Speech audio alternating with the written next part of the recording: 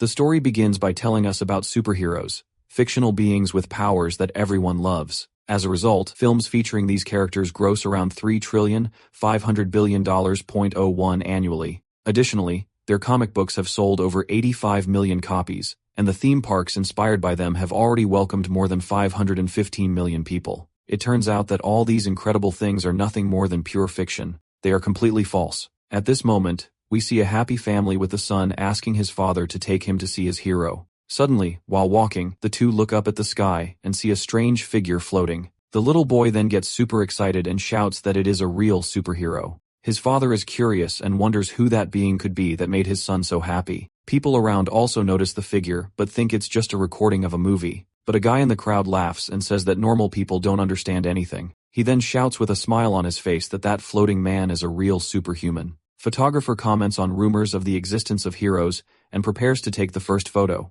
He then asks the superhuman to strike a different pose for his camera. The mysterious being asks if a pose like that would be good, and something terrible happens to the photographer. With that, a girl who was nearby is covered in a red liquid and goes into shock. His eyes widen in sheer terror as he realizes the horrific situation he finds himself in. Everyone around starts screaming in terror when they see that the supposed hero was a murderer. The crowd panics and starts running desperately away from that place. Amidst the chaos, people push and shout at each other to get out of the way. With the crowd screaming for help, the villain smiles and speaks to the children in a sinister manner. The terror on a man's face is evident as he screams desperately over and over again. Soon the noise stops and the crowd calms down a bit. Still very scared about the situation, the superhuman then makes a sign for silence and asks everyone to listen to a sound. Then with a creepy smile and red eyes, he reveals his true intentions. In the sky, everyone sees several fireballs falling at high speed towards the city. At that moment, all of humanity was observing the beginning of its inevitable end.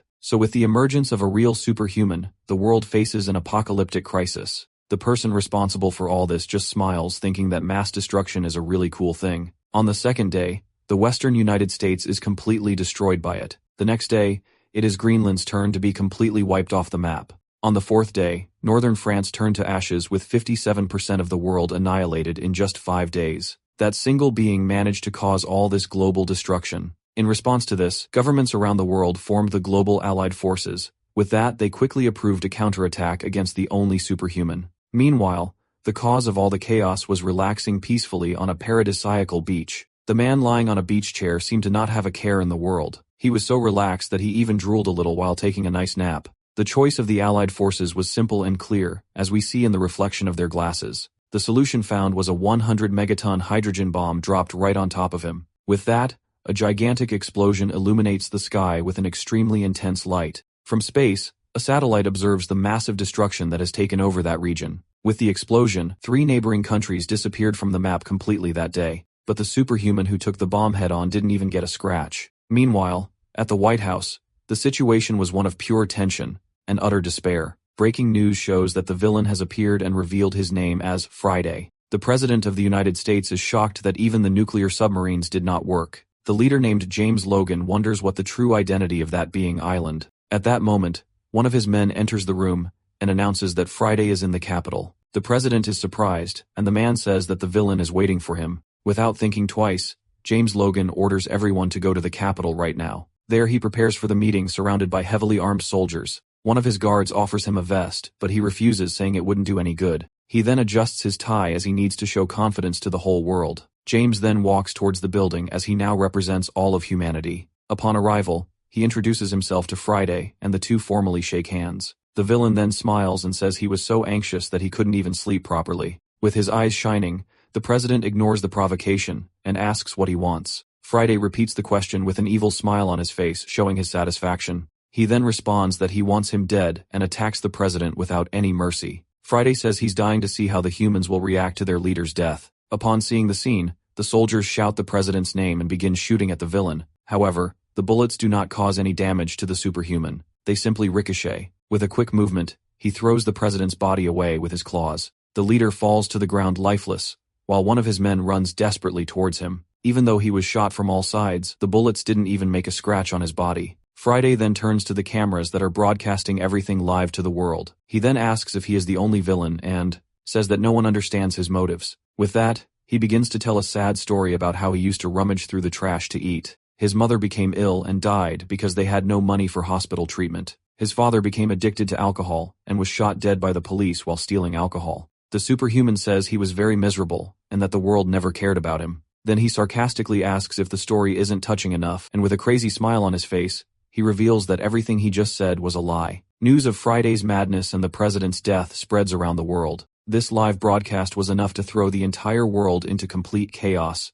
and with widespread panic, people began to lose hope in humanity. The spark of hope that remained was slowly fading for everyone, but even with all the despair, a small spark of hope still existed somewhere. In the middle of a snow-covered forest, we see smoke coming out of a small chimney. Inside the chimney, something or someone was watching everything from afar. Looking through it, see only a deep, dark tunnel. Through a scope, it is possible to see the leads of several people moving. We then discovered a secret underground missile base in Switzerland. A scientist reports that the Neptune Spear project will be ready next week. The commander of the site says that the time for the final battle has finally arrived. Yakin says they will show Friday that humanity doesn't give up easily. At that moment, the roof of the base collapses with a deafening explosion. The commander is completely shocked and cannot believe what is happening. Friday appears, and everyone wonders how he found the base 250 meters underground. People panic and scream for everyone to run desperately. The villain then looks at the missile and asks if they were doing something interesting. The doctor goes to the commander and says that now everything is over for them.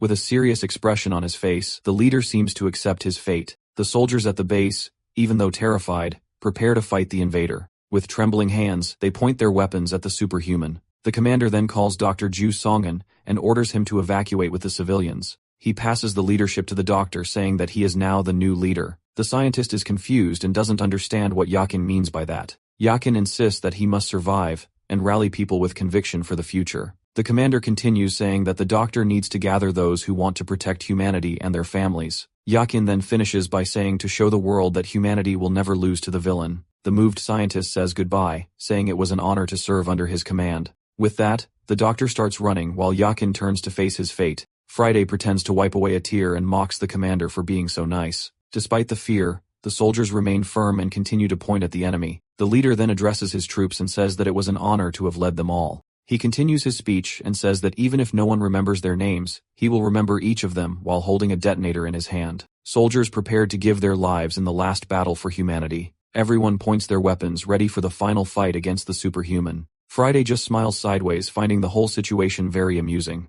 The scene then shifts to a snowy forest where a man shoots with a rifle. He manages to hit a deer that was passing by at that exact moment. The boy then lets out a sigh of relief in the cold mountain air. Satisfied, he says he finally managed to catch his prey for dinner on the outskirts of Seoul. It has been more than 5 years since the Friday incident. The animal is now lying lifeless in the snow after being shot. The hunter takes a deep breath, looking relieved to have secured his meal for the day. This young man's name is Baek Da-hwa, and he is 27 years old. The scene jumps forward 5 years, and we are in Seoul, South Korea, where everything is in ruins. Walking through the snow, the boy steps on an old poster with the face of the villain Friday on it. Carrying the game on his back, he finally arrives at the gate of his house, in the middle of the blizzard. Upon entering through the door, the hunter announces that he is back while carrying his equipment and prey. However, the young man has a confused expression when he sees something unexpected inside his house. Sitting on the floor are 2 little boys, and Dawa wonders what they are doing there. Suddenly, blonde boy looks at him with wide eyes of surprise.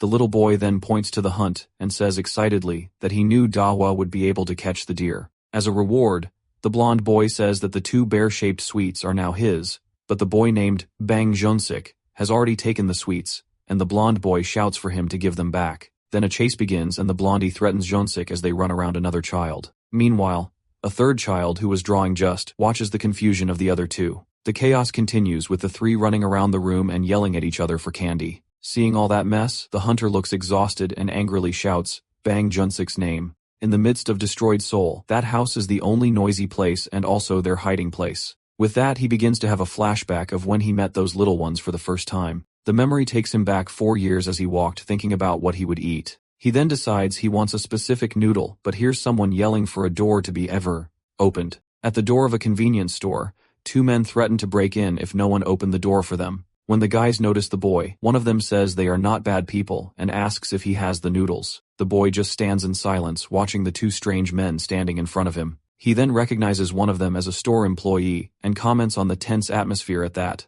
The blonde calls out to him with a furious look and a vein popping out on his forehead. Without any warning, the guy attacks with a hammer, screaming if he wants to turn into a biscuit with a quick movement. Doha narrowly dodges the blow that was going to hit his head. The attacker then falls to the ground, feeling a sudden pain in his body without understanding the reason. He soon realizes that our protagonist hit him in the liver while dodging the hammer. The young man wonders how this was possible, and Dawa complains that the employee is not friendly. At this point, the older man calls him fried noodles, with a very serious expression. The big guy then charges forward and tries to land a powerful punch on our hero, but the boy blocks the attack and uses the enemy's momentum to strike him. Dawa's technique hits the bigger man squarely with a powerful, devastating impact. The big guy smiles and says he's the first one to make him use that technique on someone, but the man's expression changes to shock and pain as he stammers the name of the move. Dawa finds that old man very strange as he carries him on his back without understanding anything. The blonde on the floor then asks Dawa to take the old man with him, leaving the boy confused. We then see the blonde carrying the big guy on his back, complaining about his weight.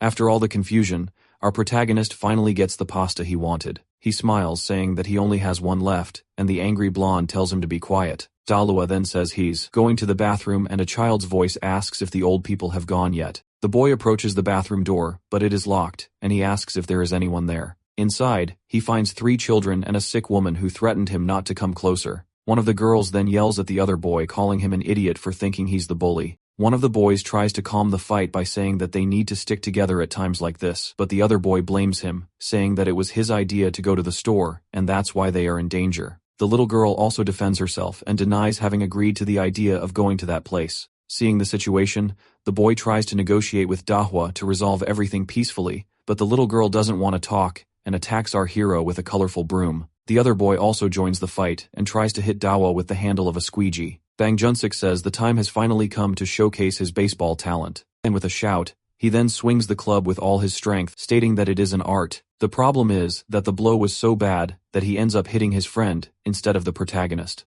The boy who was hit falls to the ground trembling and curses Junsik for his poor aim with the bat. The little baseball player is paralyzed with shock when he sees that he has injured his teammate. Afraid of the other's reaction, he runs and clings to Dawa's leg, asking for help.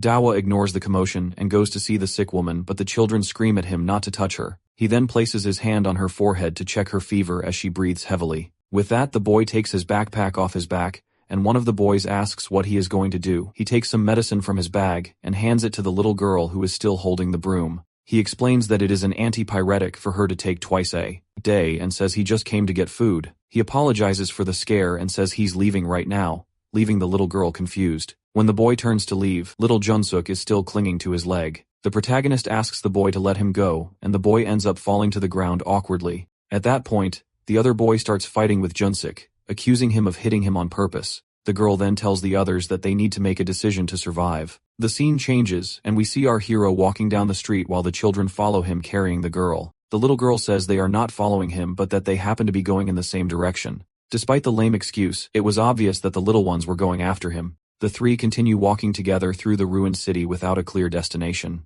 With a smile on his face, the boy comments that it does seem like they are following him. Seeing that the little ones are exhausted, he asks if they don't want to go with him. The girl is surprised, and from that day on, the 4 of them live together as a family in that house. Over time, our hero realized that they had become a truly close-knit family. The woman who is sick appears and says that the boy's clothes are very dirty. With a smile, she praises him, saying that he tried very hard to get the hunt. The young man says he brought the deer, and the girl says she prepared a hot bath for him. He then suggestively asks if he should take off his clothes for the shower, and he adds to the question, wanting to know if he should do that right there in front of her. The girl laughs and jokes, telling him to just take off the top part, and asks what he thought. The boy is embarrassed and says he didn't think about anything while showing his muscular back. The girl asks him for his clothes to carry, but the boy says he doesn't need because he can carry everything. She then comments that his body has improved a lot, and we see how strong the young man really island. As she leaves the room, the woman wonders which lucky girl will end up with him in the future. The compliment leaves the protagonist embarrassed,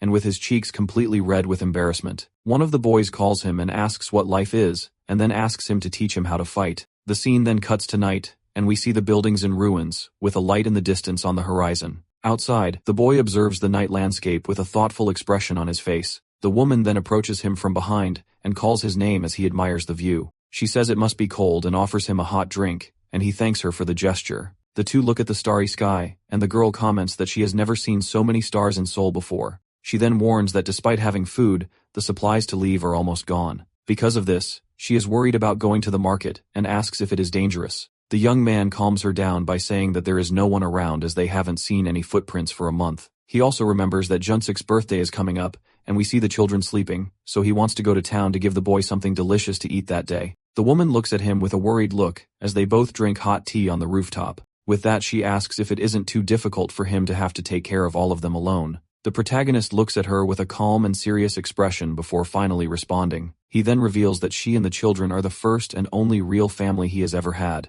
Upon hearing this, the girl's eyes filled with tears and she was very moved by his response. To break the mood, the boy says it's cold and suggests they go inside to sleep. The girl then jokes and asks if they are husband and wife, since they consider themselves a family. The question takes the young man by surprise, and he turns red, repeating what she said. With a smile she says, it was just a joke, to see his reaction. He gets all flustered and stutters, saying he didn't like the joke, but then corrects himself. The scene then shifts to the next day with the group walking through the snow. Children are amazed at the amount of snow that looks like clouds, but one of the boys complains, saying he hates the cold and wants to leave soon. He then hurriedly asks Dahua to walk faster so they can return home. With his breath coming out due to the cold, the boy's glasses fog up.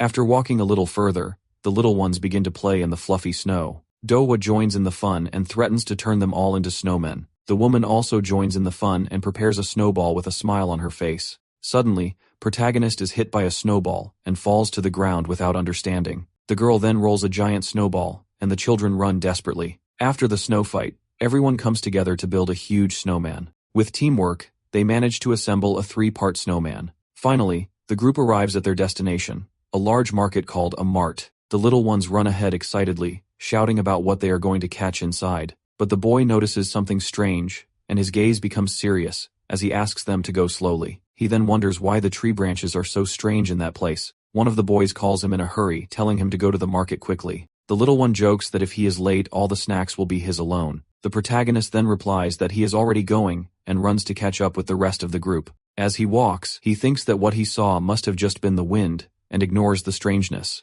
He also reflects that he did not know what kind of events the future held for them. Once inside the market, the boy gives a whistle to each of the children. One of the boys asks what that is and the other tells him to shut up and get it. Our hero then organizes the groups with Jun-sik and Young-jae into a duo, and the woman with little Seo forming the second pair to explore the store. He instructs everyone to stay in pairs and not go to other floors of the market. He also reminds them to use the whistle in case something unexpected happens. With the rules defined, he tells everyone to meet there in an hour. The woman and girl do go to the clothing section to look for something to wear. The girl is unsure whether she should get bigger clothes since children grow quickly, but she decides it's best to get clothes that fit them perfectly now. Suddenly, little Siwa calls her in an excited voice to show her something. The girl then appears dressed in clothes similar to the woman's and says she imitated her. The woman compliments the little girl, saying that she is much prettier and that she could be a model. The little girl is super happy with the compliment and asks if she really thinks that. The woman asks if the little girl wants more clothing recommendations, and she answers yes,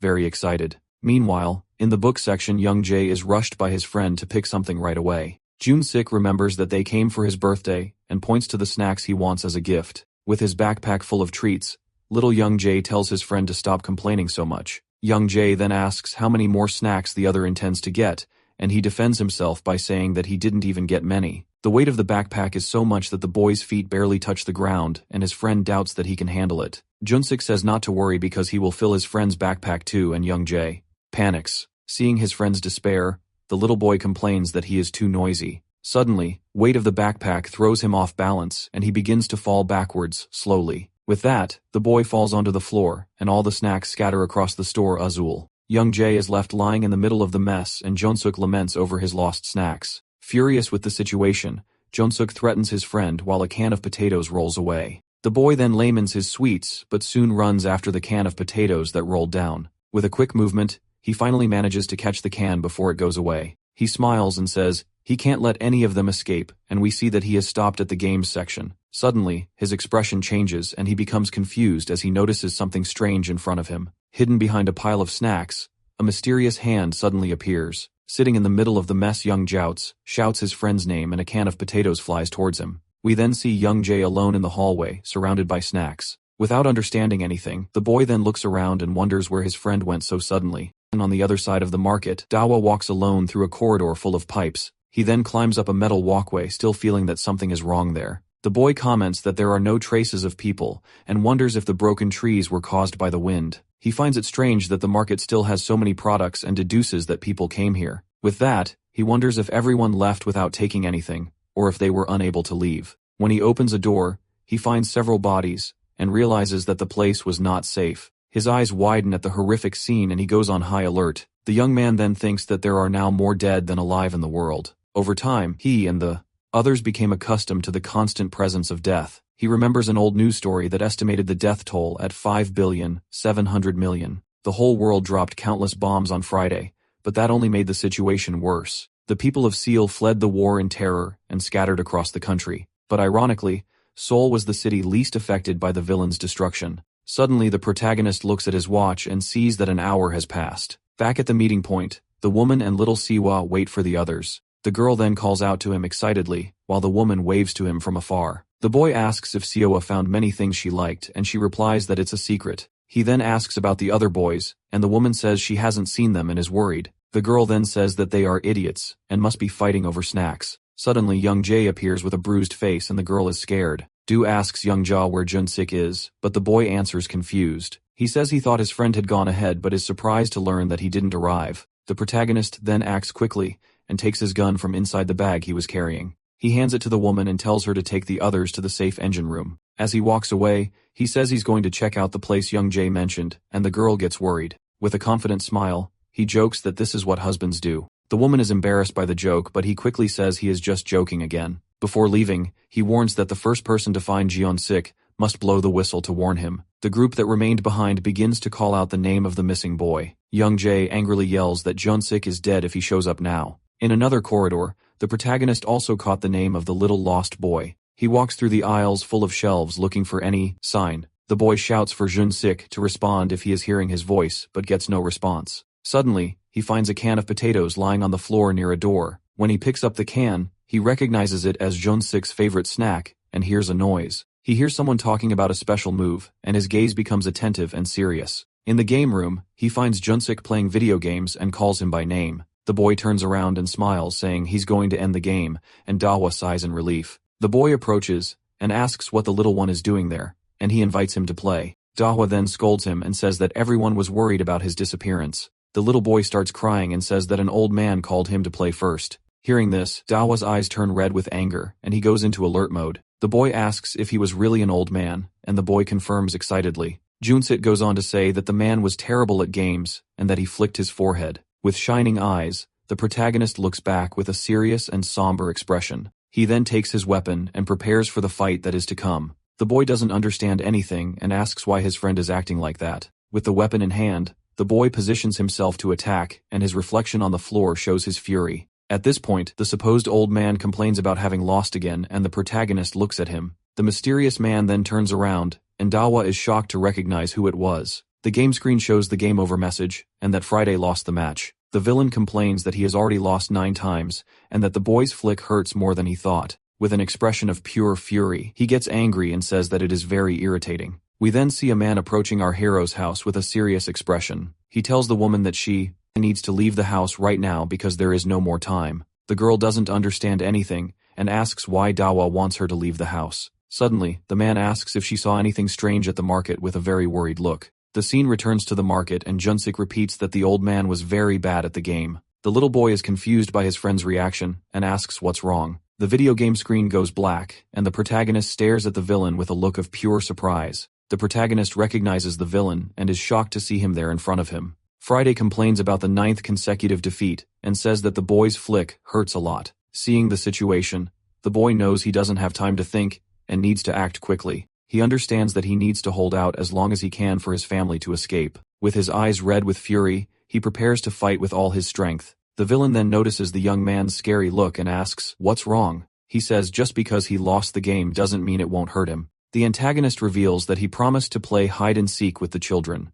And with an evil smile, he warns the boy to run away because he won't lose next time. Back home, the mysterious man says he will protect his family at any cost. The woman doesn't understand anything and asks what's happening and why he's like that. The man's eye glows red as he prepares for something terrible. He then moves forward to attack the woman with an expression of pure rage. The woman narrowly avoids it, and wonders what happened to make him act like that. In the backyard, they find a pile of Christmas presents and are confused. The woman wonders who left it there, and the man hurries her to tidy up. He tells her to pack only the essentials because they need to leave immediately. Meanwhile, the children hurriedly pack their backpacks for the escape. Suddenly, see a person's hand with a first-place stamp on it. The person wonders if being number one is a reason to be happy and celebrate with others. The boy wonders what happiness means as he looks at the stamp on his hand. He remembers seeing a mother comforting her son who was crying because he hadn't come in first. At that moment, he didn't understand the feeling because he never had a family to support him. The scene changes and we see the group crossing a snow-covered bridge. The little ones talk about Santa Claus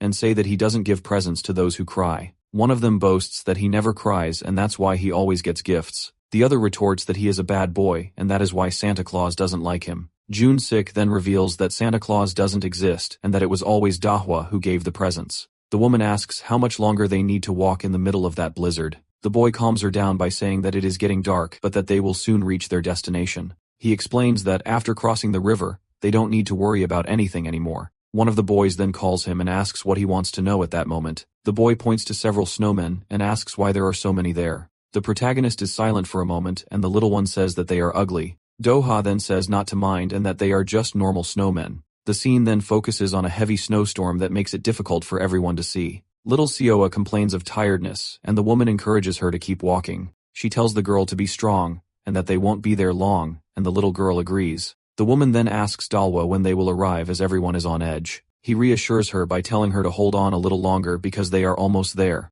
The protagonist reveals that he actually doesn't know when they will reach their destination. He explains that a phenomenon of intense snowfall has begun, and visibility is very low. The climate has changed drastically, and now it snows in Korea like it's in Siberia. Suddenly, little Sioa faints from cold and exhaustion in the middle of the blizzard. She falls into the soft snow without the strength to continue the long and exhausting walk. Everyone despairs when they see the fallen girl and the woman screams her name in terror. She tries to wake the little girl up by telling her to go home and sleep, but it's no use. The group doesn't know what to do, and Dawa feels helpless without knowing how to help. In the midst of despair, a mysterious man approaches with a flashlight in his hand. He then observes them for a moment before making an important decision. With a serious look, he tells everyone to follow him if they don't want to die there. The man takes them to an apartment in an abandoned building for shelter. The children are impressed by the size of the place and comment on the heat. The woman then asks the children to thank the man for helping them. The man tells them that the bathroom is there, but that there is not much hot water. Dahua puts little Sior to bed,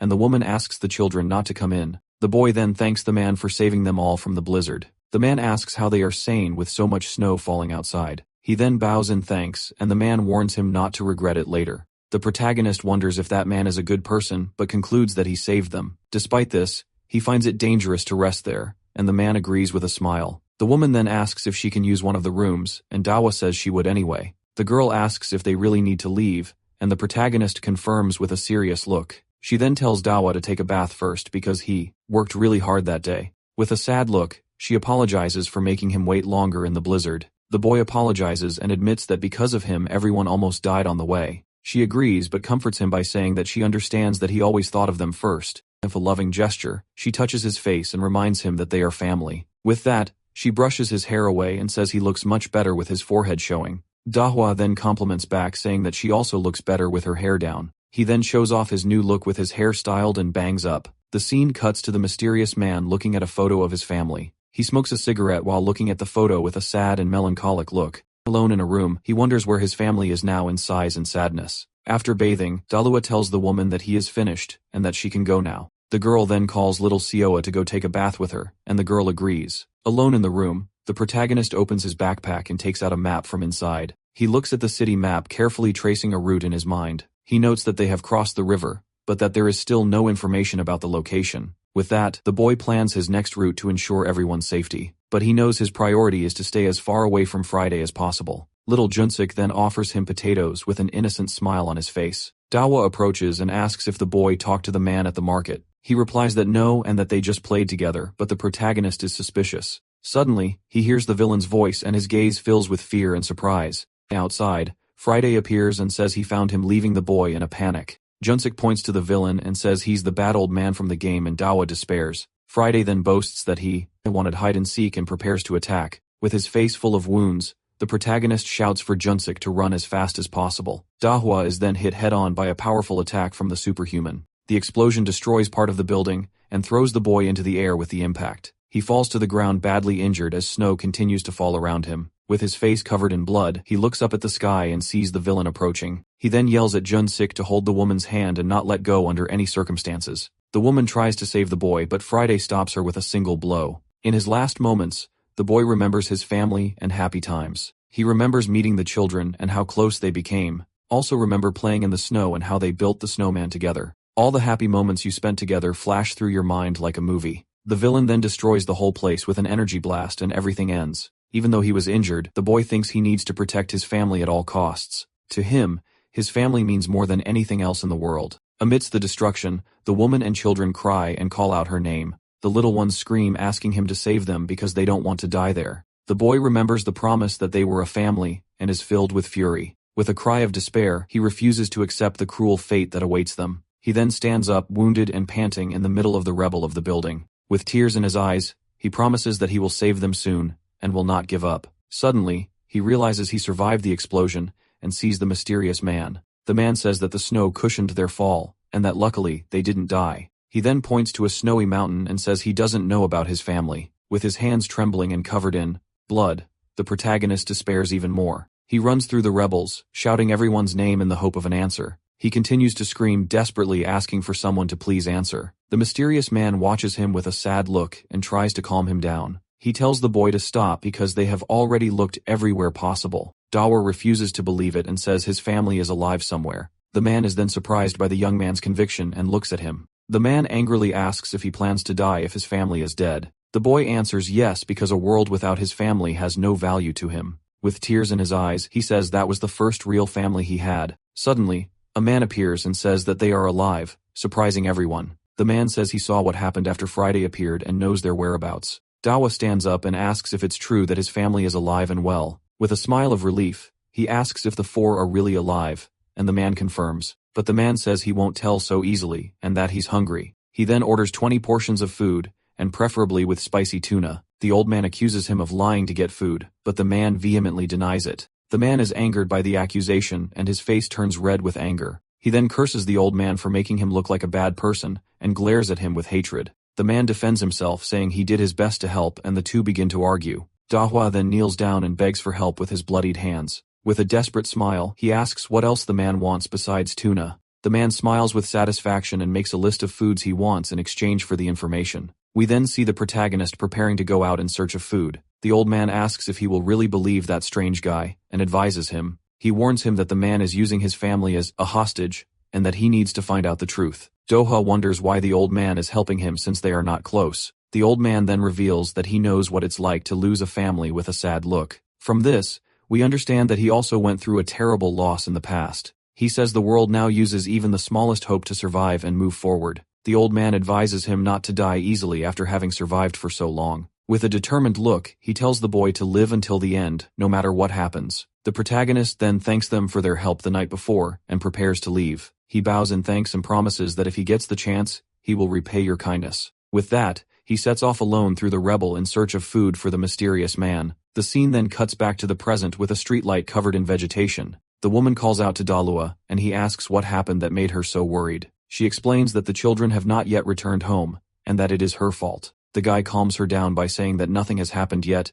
and that she doesn't need to worry. He then tells her to stay home in case they come back while he goes looking for them. The protagonist sets out to look for the children, wondering where they might have gone. He finds it strange because they should have already returned and approaches the door. Upon opening the door, he is greeted with an explosion of colorful confetti. The woman and children shout happy birthday to him, celebrating with a cake. He then understands that the children's disappearance was because of the surprise party. One of the boys explains that, since he didn't know his birthday, they decided it would be today. The woman apologizes for the surprise and says the children wanted to make the cake themselves. Little Siwa hurries him, saying that the candles on the cake are melting fast. Dalwai is left speechless by the surprise, and everyone looks at him with happy smiles. He remembers the feeling of love and happiness he felt on that special day. We then see a scene of a fight between two strange characters, and someone asking them to stop. The boy smiles with his eyes closed, remembering the joy he felt with his family. The scene returns to the rebel, and we see Dawa handing the food to the man. The man is impressed by the amount of snacks and sweets the boy brought. He says it's a complete meal, and thanks you for the delicious feast. Dalway explains that he brought everything because he didn't know what he liked, and the man compliments him. The protagonist then gets straight to the point and asks where his family is now. The man creates suspense and says that he needs to listen very carefully to what he is going to say. He then says that Friday showed up and bombed the apartment where they were staying. With an evil smile, he says that after that the villain simply disappeared. The boy is shocked and speechless by the man's terrifying revelation. He doesn't believe what he heard and thinks he misunderstood what the man said. The man then jokes that maybe he forgot because he was hungry and asks for more tuna. Doha stares at him with hateful eyes and realizes he has been tricked. Angrily, he asks how the man dares to use his family to get food. The man then gets angry and tells him not to think that he is the only one with a family. Suddenly, several muscular men with red eyes appear behind him. The protagonist turns and faces the men who threaten him with evil looks. One of them says he also wants to find his family and talks about the woman he's been seeing. The man makes a disgusting comment about the woman and Dawa glares at him with pure hatred. In the blink of an eye, the protagonist advances and attacks him with a powerful punch. The blow hits the man squarely, sending him flying backwards with the devastating impact. With eyes red with fury, Dahua continues to attack without any mercy. He unleashes a series of brutal punches on the man who has no chance to fight back. The violence of the blows is so great that the ground begins to crack with the force of the impact. The other men are shocked by the scene and cannot believe what they see. The group leader angrily yells at the protagonist for attacking him by surprise. He complains that talking and hitting at the same time is cheating and that he could have died. The man then says he knows this with a calm and frightening expression. With his face covered in blood, the boy reveals that he did it on purpose to kill him. He then remembers that the man said he had killed people and that it wasn't his first time. It all starts in a snow-covered city where the weather seems very cold and desolate. One of the bullies starts laughing and mocking the protagonist, asking if he's really going to hurt anyone. He continues the provocation by questioning whether the hero is lying and whether he knows who he is talking to. Then the man boasts that everyone there is a former athlete who only lives to eat and train. In this, he explains that the group was trained to be beaten since they were just small children. The brute angrily shouts that they are on a completely different level than our hero. Even surrounded and injured, the protagonist remains standing, facing everyone with a calm expression. Without warning, one of the henchmen grabs our character's hair forcefully, trying to intimidate him. Soon, a blonde man appears holding him and introduces himself as the second-best welterweight boxer. The protagonist sarcastically responds that the fighter's feat is truly incredible. Then with a bloody face and red eyes, he asks where his family island. The boxer gets angry at the question and lands a punch right in the boy's face. Then the fighter gets furious and shouts, asking if the boy didn't understand what he said. He goes back to yelling about his position in the boxing rankings as he continues to beat up the hero. To finish, the man challenges the protagonist to try to land a single punch on him if he is confident. Without hesitation, the fighter steps hard on our hero's head to finish him off once and for all. But the blonde realizes that the boy hasn't let go of his leg and asks why he doesn't respond. Falling to the ground, the protagonist simply says that the bully doesn't know anything about his family. With incredible strength, the hero squeezes the man's lead, breaking it in the process. The boxer falls screaming in pain while our character slowly gets up. One of the other henchmen gets angry and tells the fighter to call a doctor for being pathetic. In anger, he orders all his companions to attack the protagonist at once. In front of the group, the hero just plants his feet on the ground, preparing for the fight to come. In the blink of an eye, he advances at an absurd speed towards the enemies. The first opponent barely has time to react before he receives a punch straight to the face. Our character then begins to fight everyone at the same time without showing fear. He moves with agility, dodging the blows and hitting each of the henchmen. One of the brutes freezes when he sees the hero's shadow coming towards him. With no chance to defend himself, the man is hit by a powerful kick right in the stomach. Immediately afterwards, the protagonist jumps and lands a violent elbow on another opponent. Even covered in blood, the hero faces the next opponent with a cold and frightening gaze. With a powerful hook, the protagonist hits the opponent's chin, throwing him backwards. He doesn't stop and continues the sequence of blows while the brute screams in pain with each punch. The Daxel force of the attacks is so brutal that the man has no chance to defend himself or fight back. He falls into the ground. The henchman can only mumble with his face all bruised and without the strength to get up. Then our character stands with a menacing aura after defeating all the enemies there. At that moment, another fighter appears running at high speed towards the protagonist. The new opponent jumps into the air, preparing a flying kick to catch the hero by surprise, but the boy counterattacks with a powerful kick right in the middle of his opponent's blow. Suddenly, a giant shadow appears in front of our character, who is on the ground. We see that he is a huge, muscular man with several scars on his face, looking at him seriously. The big guy gets angry and says that the protagonist has crossed the line and that he won't go easy on him. He also adds that if they were in a ring, the fight would have ended a long time ago. With that, The muscular man quickly advances and begins to apply an immobilization technique. The boss traps the hero's neck with his legs in a blow to finish the fight once and for all. The boss screams at the top of his lungs as he presses the blow, trying to finish off our hero. But even though he's trapped, the protagonist tells him to stop talking and get it over with. Suddenly, with an absurd amount of force, the boy manages to free himself and throws the big guy to the side. At that moment, we heard a horrible noise and saw that the bones in the opponent's arm had broken.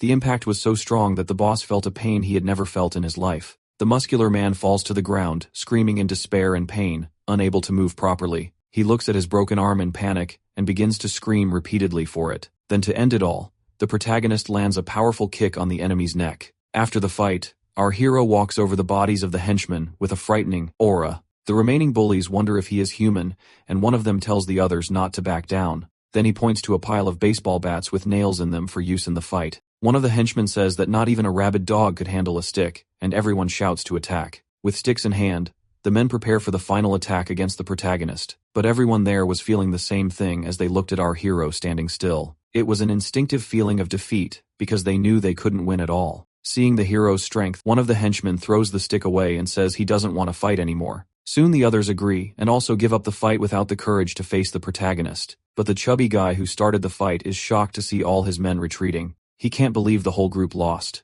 Even after they attack together with everything, in complete despair, the man screams that the whole situation makes no sense. Our hero then approaches and coldly asks what the bully is thinking. With his head down and trembling with fear, the chubby boy can only apologize for what he did. But the protagonist doesn't accept the request and lands a powerful punch right in his stomach. The man is left breathless by the blow, and his face contorts as he feels immense pain. Then the hero looks at him and tells him not to end his sentences with the word sorry. On his knees, the man apologizes again and says he did nothing to deserve that. Then the boy grabs him and asks if he is sure he didn't do anything wrong. The chubby boy is scared by the hero's strength and panics, thinking he's going to die. Afraid, he says he will tell everything, and the protagonist asks where his family island. With a creepy smile on his face, our character asks if he is telling the truth. With a furious look, the protagonist asks if the man really thought he would fall for that. The chubby guy goes into total panic and starts screaming in despair at the frightening situation. Out of fear, he tells the hero to go ask them, and ends up shouting the name Friday.